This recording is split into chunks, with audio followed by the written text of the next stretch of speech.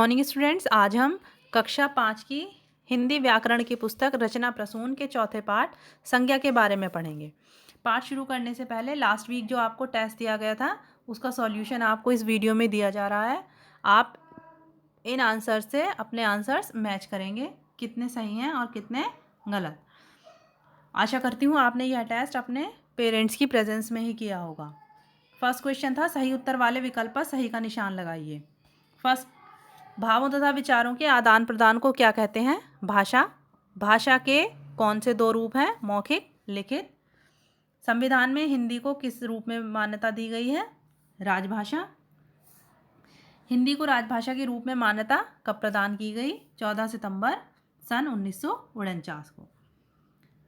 पंजाबी भाषा की लिपि है गुरुमुखी। नेक्स्ट, निम्नलिखित भाषाओं को उनकी लिपि से सुमेलित कीजिए। हिंदी देवनागरी, अंग्रेजी रोमन, उर्दू फारसी, पंजाबी गुरुमुखी, मराठी देवनागरी। नेक्स्ट, सही के सामने सही और गलत के सामने गलत का चिन्ह लगाइए। मन के भाव को प्रकट करने के लिए सर्वोत्तम साधन संकेत है। गलत। लिखित भाषा का प्रयोग करते समय ध्वनि का प्रयोग होता है। गलत। हिंदी के अतिरिक्त किसी भी भाषा की लिपि नहीं होती। गलत। समाचार संवाददाता लिखित भाषा का प्रयोग करते हैं। गलत। रेडियो पर मौखिक भाषा का प्रयोग करते हैं। सही। तो आप इन आंसर्स को अपने आंसर से मैच करेंगे। आइए शुरू करते हैं पाठ संज्ञा। संज्ञा के अंतर्गत आप संज्ञा की परिभाषा, संज्ञा के भेद और भाववाचक संज्ञाओं की रचना के बारे में जानेंगे। तो जैसा कि आप सभी जानते हैं कि नाम को ही संज्ञा कहते हैं। तो किसी व्यक्ति, वस्तु, स्थान, भाव या जाति के नाम को संज्ञा कहते हैं।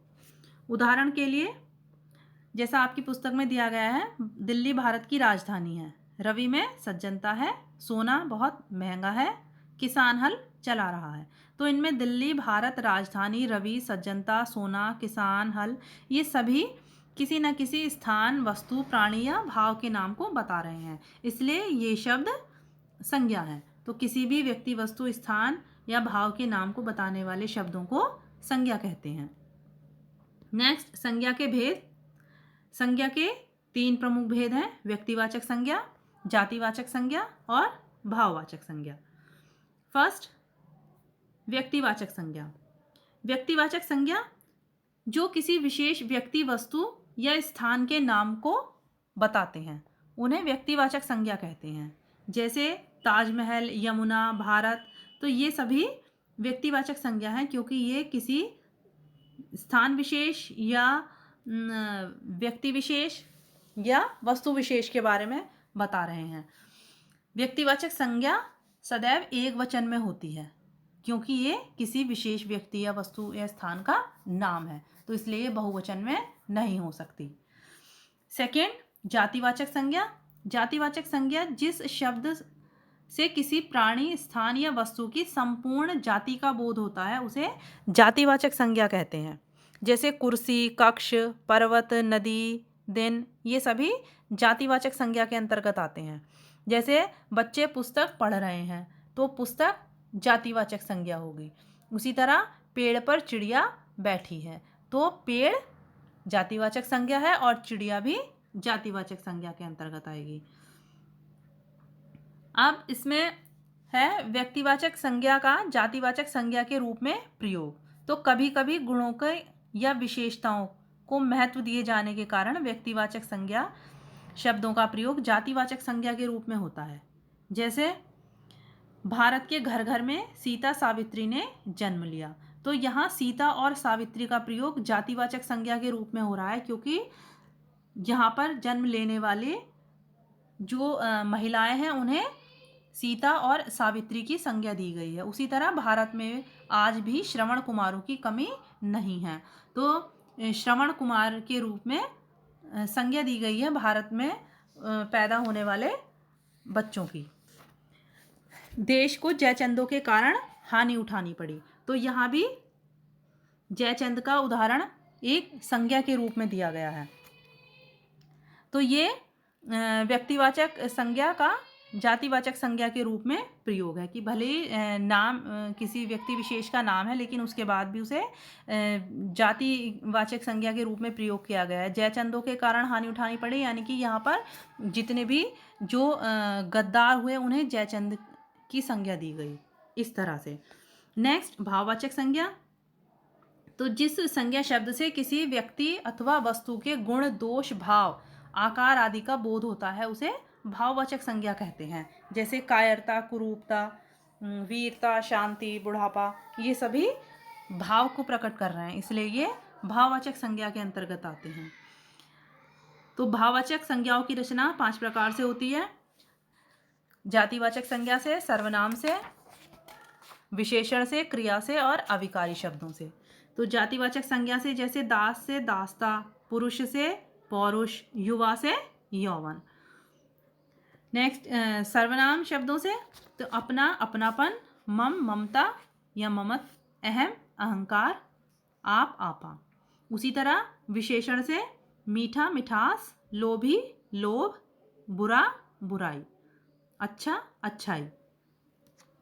क्रिया से धोना, धुलाई, पढ़ना, पढ़ाई, लिखना, लिखावट। अविकारी शब्दों से जैसे मना, मनाही, निकट, निकटता, दूर, दूरी। तो इसमें आगे दिया गया है कि कुछ विद्वान संज्ञा के 2 भेद और मानते हैं, द्रव्यवाचक संज्ञा और समुदायवाचक संज्ञा। तो इसमें जो आपकी पुस्तक है उसमें समुदायवाचक संज्ञा जातिवाचक संज्ञा के अंतर्गत दी गई है और जो द्रव्यवाचक संज्ञा है वो भी। तो द्रव्यवाचक संज्ञा वो होती है जिसमें किसी धातु, द्रव आदि के बारे में बताया जाता है, आदि का बोध होता है, वो द्रव्यवाचक संज्ञा कहलाते हैं। जैसे सोना है, पानी है, तेल है, ये सभी द्रव्यवाचक संज्ञा के अंतर्गत आते हैं। जैसे सोना बहुत महंगा है, सारा तेल गिर गया। तो इन वाक्यों में सोना और तेल धातु और द्रव के बारे में बता रहे हैं, तो इसलिए ये द्रव्यवाचक संज्ञा है।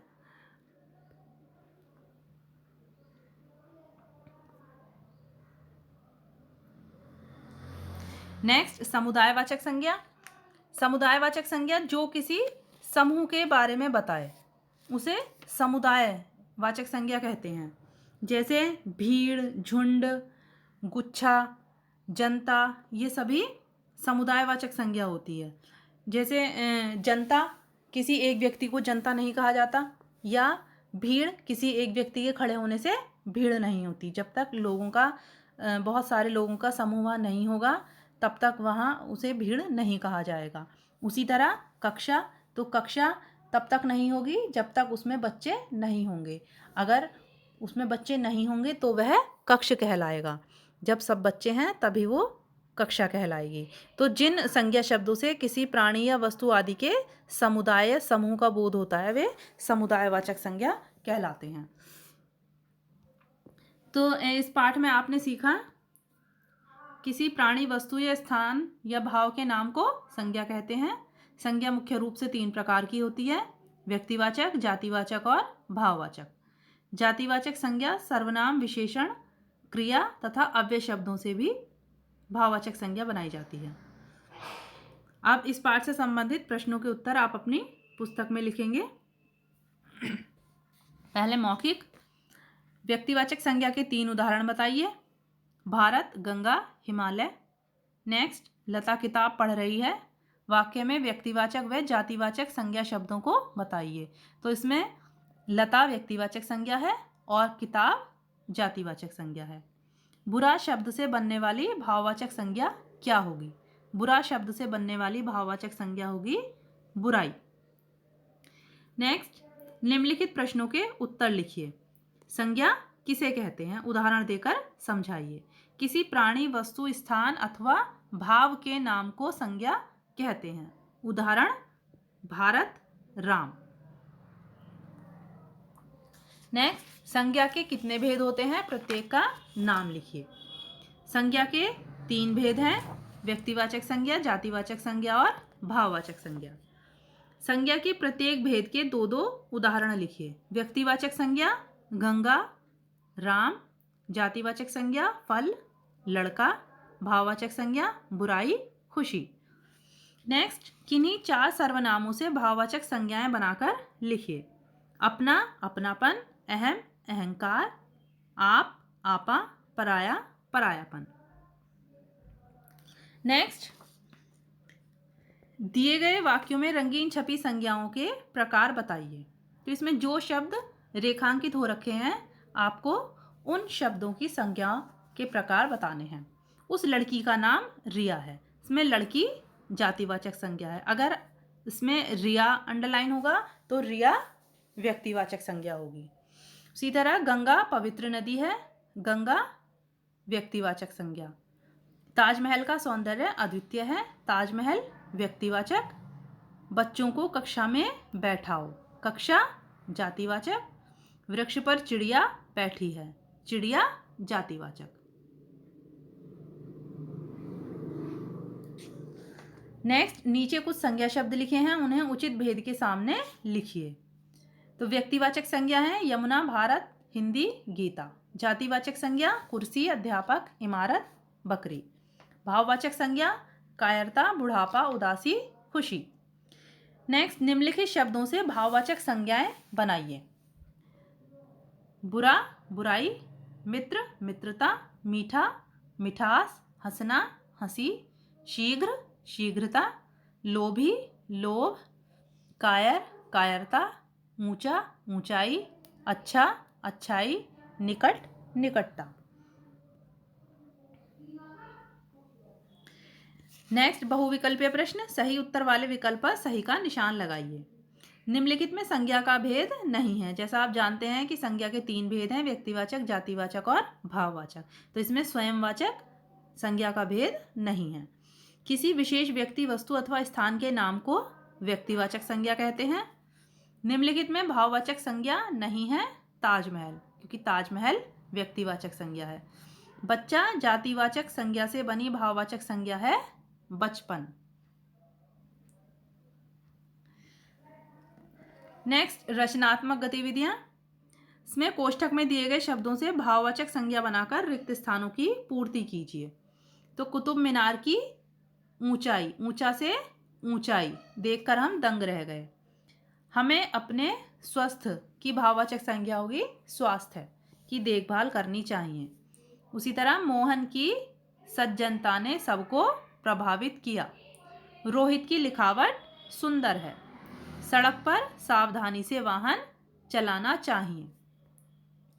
नेक्स्ट, नीचे दी गई वर्ग पहेली में 15 संज्ञा शब्द छिपे हैं, जिनमें 5 व्यक्तिवाचक, 5 जातिवाचक और 5 भाववाचक संज्ञाएं हैं।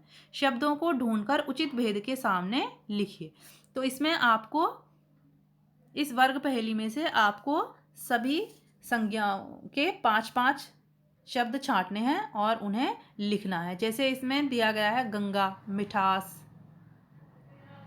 सफलता, मित्रता। इस तरह से आपको उन्हें छांटना है और अपनी पुस्तक में लिखना है, व्यक्तिवाचक, जातिवाचक और भाववाचक संज्ञा। नेक्स्ट, बूझो तो जाने। नीले नीले आसमान में काला पंछी उड़ता जाए, लेकिन मेरे प्यारे बच्चों यह धरती की प्यास बुझाए। तो ये आप जानते हैं क्योंकि इसमें पिक्चर भी दी गई है। तो ये क्या है? बादल। नेक्स्ट, कच्ची हो तो रहे हरी, पकने पर हो जाए लाल, खाने वाला सीसी करे, हो जाए पल में बेहाल। तो इसकी भी पिक्चर दी गई है। तो ये है मिर्च। तो आशा करती हूँ कि यह पाठ आपको समझ में आ गया होगा और जो आपको वीडियो के स्टार्टिंग में फर्स्ट रिवीजन टेस्ट का जो सॉल्यूशन दिया गया था उसे आप मैच करेंगे और नेक्स्ट वीक आपको नेक्स्ट चैप्टर में से टेस्ट दिया जाएगा। तो इसलिए आप अपनी तैयारी करते रहेंगे। Thank you.